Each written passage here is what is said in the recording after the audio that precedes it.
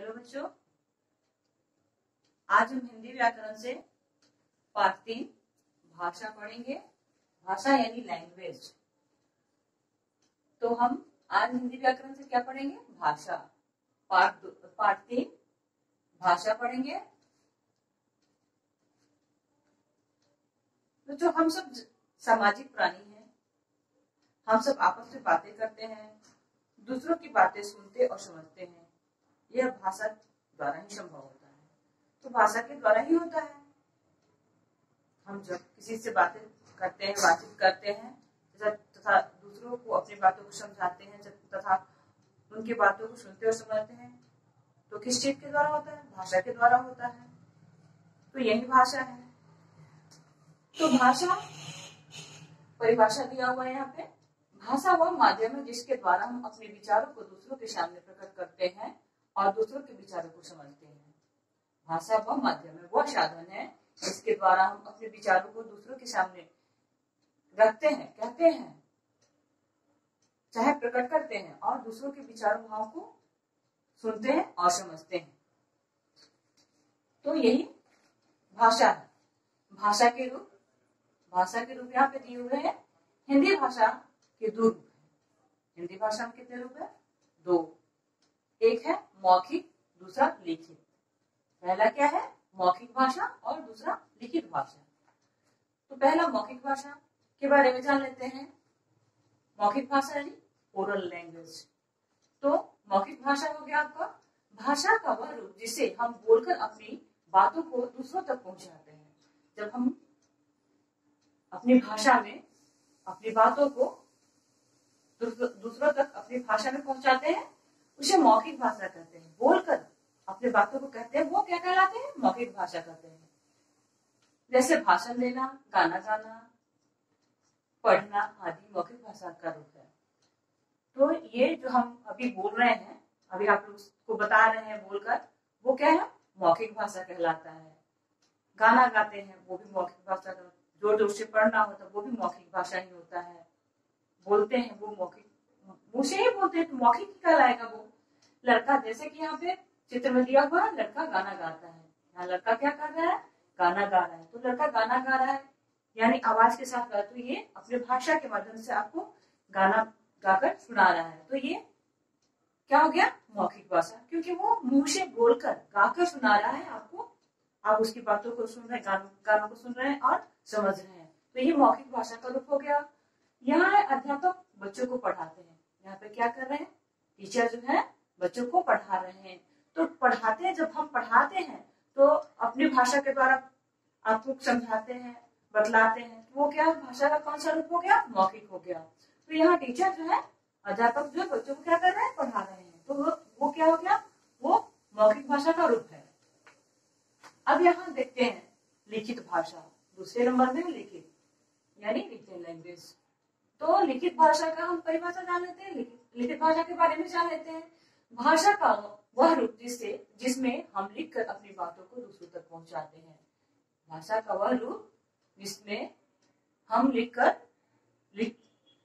किसी को अपनी बातों को दूसरों तक पहुंचाते हैं। लिखकर किसी को कहते हैं, कुछ बतलाते हैं, समझाते हैं, उसे लिखित भाषा कहा जाता है। उसे क्या कहा जाता है? लिखित भाषा कहा जाता है। क्योंकि हम लिखकर ही हम किसी बातों को समझाते हैं। पहले के जमाने में क्या होते थे? पत्रों के द्वारा, चिट्ठियों में लिखते थे, अपनी बातों को, अपने विचारों को दूसरे तक पहुंचाते थे। जैसे अपने माता पिता के पास हम बाहर हैं तो पत्र लिखते थे।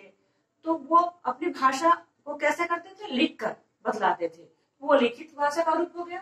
तो लिखित भाषा को कहलाता है जैसे पत्र लिखना, यहाँ दिया हुआ है, पत्र लिखना, कहानी लिखना, संवाद लिखना। यहाँ पत्र लिखना वह लिखित भाषा है। कहानी लिखना एक लिखित भाषा का ही रूप है। तो यहाँ पे हो गया है आपकी लिखित भाषा। अब यहाँ बच्चा जो है लिख रहा है, तो ये लिखित भाषा का रूप हो गया चित्र में। अब यहाँ पे सांकेतिक भाषा। जैसे कि हम जानते हैं कि हिंदी भाषा में हमारे भाषा के 2 ही रूप को मान्यता मिली है, 2 ही भाषाएं बतलाए जाते हैं। अब तीसरा यहाँ पे बतलाया जा रहा है सांकेतिक भाषा, जिसको हम इसमें नहीं लेते हैं, लेकिन उसके बारे में कुछ जानकारी ले लेते हैं। सांकेतिक भाषा, कुछ लोग अपनी बातों को इशारों में भी करते हैं, इसे सांकेतिक भाषा कहते हैं। कुछ लोग जो है अपनी बातों को इशारों में कहते हैं, इशारों से कहते हैं, संकेतों के द्वारा कहते हैं, तो उसे क्या कहते हैं? सांकेतिक भाषा कहते हैं। जैसे पहला है यातायात का सिपाही संकेतों द्वारा यातायात को नियंत्रित करता है। आप देखे होंगे बच्चों कि ट्रैफिक पुलिस जो होते हैं रोड पे खड़े रहते हैं, जो यातायात यानी गाड़ियों को अपने संकेतों के द्वारा, इशारों के द्वारा, इशारों से रोकते और जाने को कहते हैं। तो वे सिपाही जो है संकेतों के द्वारा यातायात को नियंत्रण करते हैं, आने जाने के लिए कहते हैं।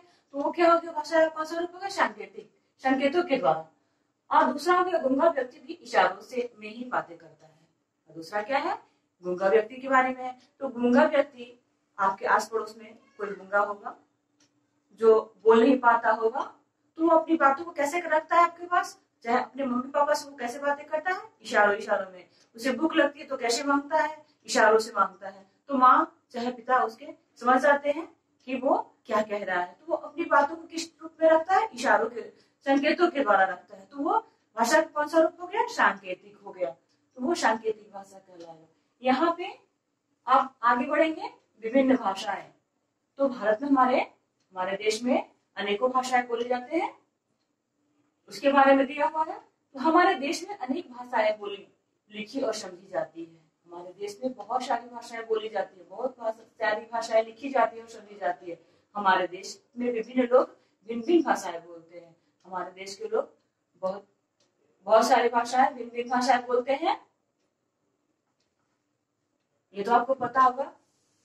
हमारे देश में कुल 22 भाषाओं को मान्यता मिली है। इतने भाषा बोलते हुए भी लेकिन हमारे देश में कितने भाषाओं को मान्यता मिली है? 22 भाषाओं को मान्यता मिली है। जैसे हिंदी, असमी, बांग्ला, बोडो, डोगरी, गुजराती, कन्नड़, कश्मीरी, कोनरकी, मैथिली, मराठी, मलयालम, मणिपुरी, नेपाली, उड़िया, पंजाबी, संस्कृत, संथाली, सिंधी, तमिल, तेलुगु, उर्दू। तो ये सारी भाषाओं को हमारे भारत देश में मान्यता मिली है। तो उनकी संख्या कितनी बताया हमने? 22, जिसको हमारे देश में मान्यता मिली है। तो ये हो गए आपके भाषाएं हो गए। आप हमारे बिहार में तो अधिकांशतः हिंदी बोलते हैं, और असम में असमी, बंगाल में बंगाली और बोडो जैसे कि जगह की भी भाषाएं हैं। अब तक जो हमने सीखा, अभी हम लोग देख लेते हैं। अब तक जो हमने सीखा, पहला है भाषा। भाषा द्वारा हम अपने विचारों को दूसरों के सामने प्रकट करते हैं। भाषा के द्वारा हम अपनी बातों को दूसरों के सामने प्रकट करते हैं, अपने विचारों को रखते हैं। और दूसरा हो गया भाषा के 2 रूप होते हैं। भाषा के कितने रूप होते हैं? 2 रूप होते हैं, मौखिक और लिखित। तीसरा है हमारे देश में कुल 22 भाषाओं को मान्यता मिली है। तो ये हो गया आज तक के लिए। धन्यवाद।